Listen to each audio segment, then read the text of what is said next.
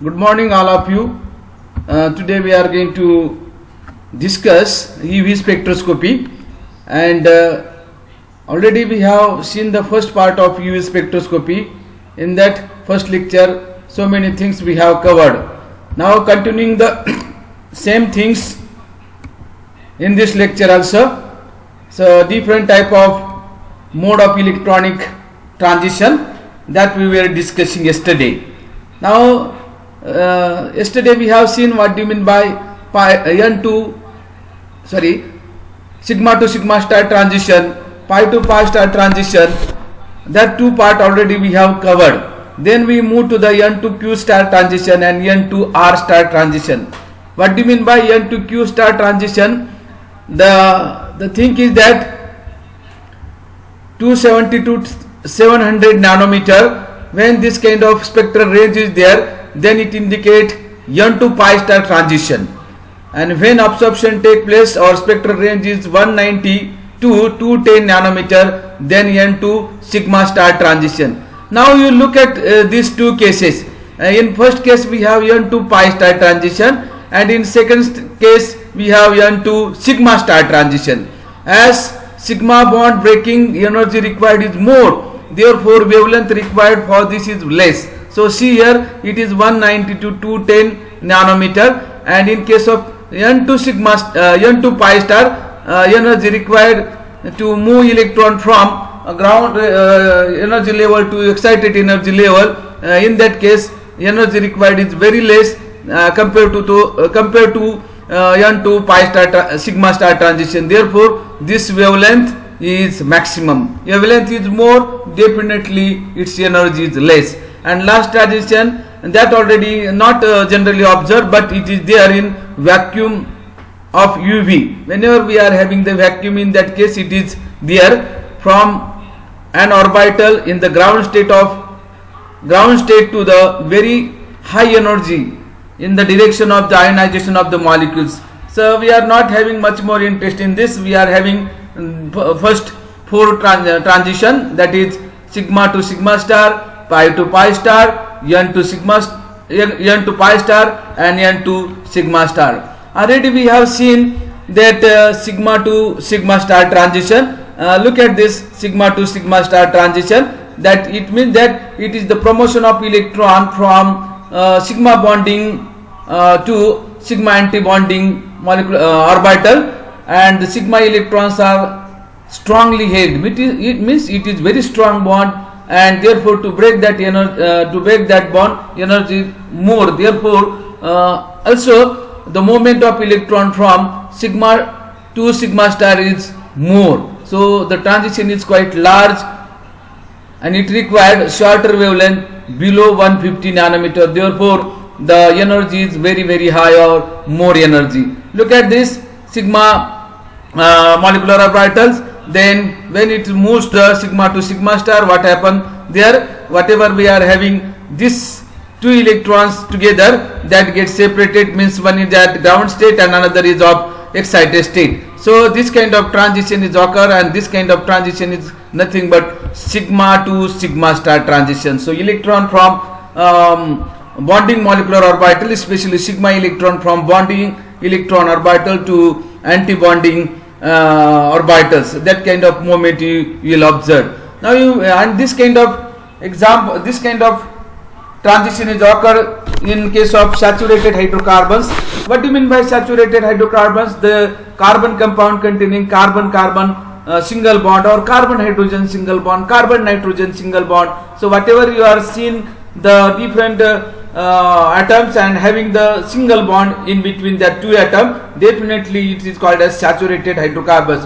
And in that saturated hydrocarbons, single bond is there, and that in that case that sigma bond is always present, and in that case electron from bonding sigma electron of bonding orbital, it moves to the anti-bonding sigma orbitals. So likewise you can have this one, because in case of saturated hydrocarbons there is no any kind of or single pi bond present in it. So absence of pi bond is already there. And if you look at the second type of transition, which is called as pi to pi star transition, Now in case of sigma bond and pi bond, you know that sigma bond is stronger while pi bond is weaker. So to break the sigma bond, the energy required is very high or more compared to the pi bond. Therefore, the wavelength which is required for sigma bond, it is always less wavelength and or less nanometer in wavelength size. But in case of pi to pi star, it means that pi bond energy required is less and the wavelength is little bit more compared to the sigma bond. In case of pi to pi star, look at this. It is the promotion of electron from pi bonding to pi star anti-bonding orbital. The pi electrons are delocalized and loosely held, and transition energy, which is called as delta E. Delta E, it means suppose we have the ground state energy G1 and the excited state energy G2. So when we are having E2 minus E1, definitely will get delta E. It means higher energy level minus lower energy levels, you will get the difference between the two energy state or two energy level, that is called as delta E. And especially for pi to pi star transition, it is less required longer wavelength, means it is having the longer wavelength and energy is lesser. And what are the different example for that? The compound which containing carbon carbon double bond, carbon carbon carbon oxygen double bond, carbon nitrogen double bond, even though carbon nitrogen triple bond, carbon carbon triple bond, or carbon sulfur double bond. So double bond containing compound as well as triple bond containing compound, all these compounds are showing the pi to pi star transition, and these compounds are called as unsaturated hydrocarbons. So unsaturated hydrocarbons means what? It contain one sigma bond and it contain one pi bond or two pi bond. Look at this. Yesterday we have seen that what do you mean by pi bond and what do you mean by non-bonded pair of electron. When you consider the carbonyl compound, you know that in case of carbonyl compound, carbon oxygen double bond is there, and due to presence of these two bond, one is sigma bond and another is pi bond. And also oxygen have a pair of electrons, so two pair of electron present on the oxygen atom, therefore this is called as non-bonded pair of electron. Remember here, non-bonded pair of electron. The non-bonded pair of electron are the electron which do not involve in the bonding. Thus they are free. So therefore it is called as non-bonded pair of electrons. And when we look at this pi to pi star transition, in that case what happens? The electron from pi orbital moves to the higher energy level of pi star orbitals. Now look at this, what actually happened in this carbonyl compound, and look at this, how that whatever we are having the pi bond, that pi bond get break and pair of electrons in between. You look at this carbon and oxygen. In starting compound we have carbon oxygen double bond, but in case of product, means after higher energy level is achieved, in that time, in that case carbon carbon double bond is not observed, it is carbon oxygen single bond. So carbon oxygen single bond is observed because the pi bond is totally break here and electrons are showing here. But the non-bonded pair of electron which are present on oxygen atom in the previous case or starting compound, same is the same type of electrons are available at the oxygen atom in the product also. So you can understood what actually pi to pi star transitions are observed in case of that one. Now if you move to the next type of transition, which is called as N to Q star transition, and in that case we have N to pi star transition or N to sigma star transition. Look at this. When we call it as N to pi star, again you will have, what do you mean by that? N is nothing but non-bonded pair of electron, and this is the pi star. It means that definitely pi bond is there. So moment of electron of pi electron means non-bonded pair of electrons at ground state to excited state. In case of pi star transition, in that case the wavelength which is required for is 270 nanometer to 700 nanometer. it means that wavelength is larger, definitely energy is shorter. So moment of electron from n to pi star transition is less. But if you look at this another kind of transition which is called as non-bonded electron transition to the sigma antibonding electronic transition, and look at this, due to the involvement of sigma bond or sigma star bond, in this case the energy is very high. So if energy is increased, definitely wavelength is decreased. So you can easily understood both the concept of n2 sigma star and n2 pi star. So n2 sigma star energy required is more compared to n2 pi star. So this is very important. So electron is promoted from non-bonding, it is noted as n, non-bonding orbital to anti-bonding sigma star and pi star orbital. And there are two types, as already we have written on the above side, that two type of transition. So first one is that n2 sigma star. n2 sigma star means non-bonded pair of electrons. So it is the promotion of electron from non-bonding to anti-bonding sigma star orbital. Compound containing lone pair of electrons on heteroatoms like nitrogen, oxygen, sulfur, chlorine, bromine, iodine, etc. What it indicates? Because we try to move electron from non-bonding bonding orbital to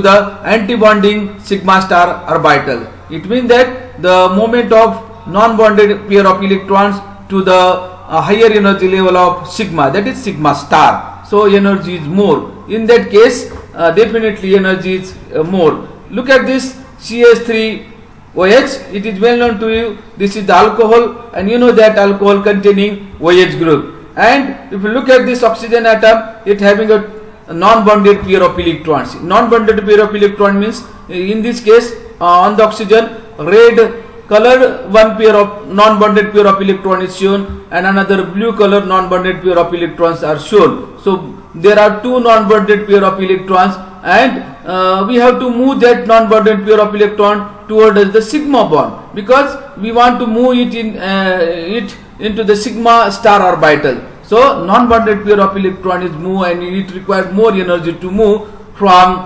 non-bonding orbital to the anti-bonding sigma star orbitals. So look at this. In this case, what actually happened, n2 sigma star transition, and look at this, actually what happened.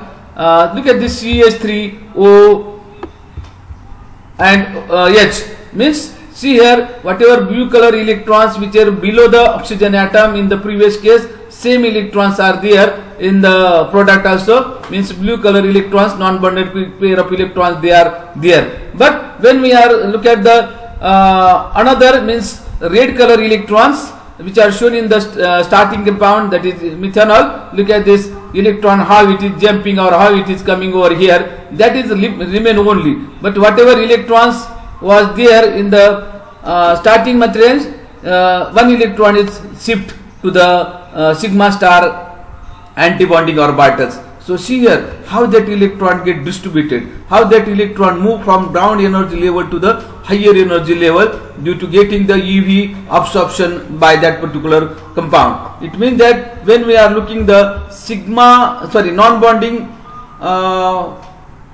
non-bonding electrons shifting from ground state to excited state of anti-bonding sigma star, in that case the electrons get distributed like this.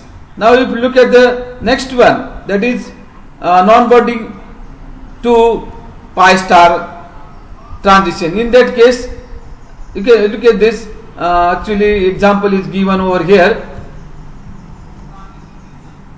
Yes, it is well known to you how it is looking. So whatever alkane compounds are there, alkane compounds, UD compound containing saturated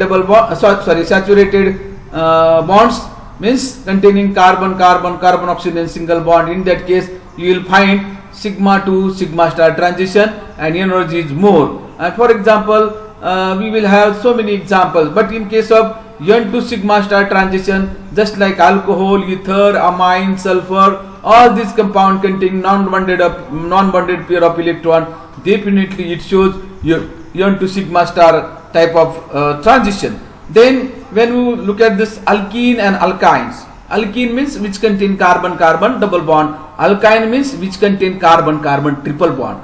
In that case, compound containing carbon-carbon double bond and carbon-carbon triple bond, in that case pi to pi star transition is occur. It means that so electron from pi bonding orbitals moves to the anti-bonding molecular anti-bonding orbital of the pi star. So that kind of transition is occur between carbon-carbon double bond, carbon-carbon triple bond, especially alkenes and alkynes. You do not forget all these things together, because this is very important phenomena as far as UV spectroscopy is concerned. And fourth type of transition that we are going to have, that is called as carbonyl compounds, and in that case you will have N2 pi star transition, and you will have carbon oxygen double bond, carbon nitrogen double bond, and you will observe that N2 pi star transition is already observed. And last part of that one is what is the different kind of energy levels, or which transitions require more energy or maximum energy. If you look at the energy order, you will find that sigma to sigma star, this transition require more and more and more energy as compared to N2 sigma star transition, and this is more as compared to pi star transition, and this is more as compared to N2 sigma pi star transition. It means that wherever we are having the pi star transition or pi star, you will have less energy, and then due to that less energy, definitely that wavelength is maximum more. So that relation is inversely proportional. If greater is the energy, definitely that wavelength is shorter. If the wavelength is longer, definitely energy is lesser. So that kind of thing is there. And last transition N to R star, and which is called as vacuum UV, an electron from ground state, it is excited to very high energy, leading to the ionization of the molecules. So whenever we want to have the ionization of molecule, in that case we have to have the more and more energy, and especially this is occur in case of vacuum. Whenever we are passing that UV radiation into the vacuum, that kind of cases you will get it. Then absorption depend upon, now there are various factors of that UV absorption. What are that factor? The nature of solvent and extent of conjugation, functional group attached over here. So this is very interesting, very important thing. That one we have to forget it, N2 pi star transition, and it is the phenomena of or promotion of electron from non-bonding to anti-bonding pi star orbitals, compound containing multiple bond and lone pair of electron and heteroatom. For example, carbon-carbon double bond, carbon-oxygen double bond, carbon-nitrogen double bond, and so on. So also it having the triple bond, and if you look at this very well, you will observe that this is the very interesting compound which is called as acid ketone. You can say the ketone, and it is the example of acetone, because double bond is there, non-bonded pair of electron is also there. It means that what is our need, that molecule should have the non-bonded pair of electron, and when it comes, when that compound containing heteroatom, just like oxygen, nitrogen, sulfur, then and then it will have this non-bonded pair of electron, otherwise it will not come. So one source is heteroatom for presence of non-bonded pair of electron, and for the pi bond, definitely double bond should be there or triple bond is should be there. Then and then it will be occur, observed, otherwise not. Look at this, we have shown here blue color electrons which are non-bonded one pair, and second one is red color electron which is also non-bonded pair of electron. And when we want to have this kind of transition, that is non-bonding to anti-bonding, definitely red color electrons move to the pi star orbitals. And look at this pictorially, you will observe that very well how actually that is happen. So here carbon oxygen double bond, it was there in the starting compound and same was there in the final product also, or final compound also. So blue color electrons which are non-bonded pair of electron on oxygen atom, it is remain as it is, but whatever we have the red color non-bonded pair of electron, one electron is left only on oxygen atom and another electron is moved towards the pi star orbitals.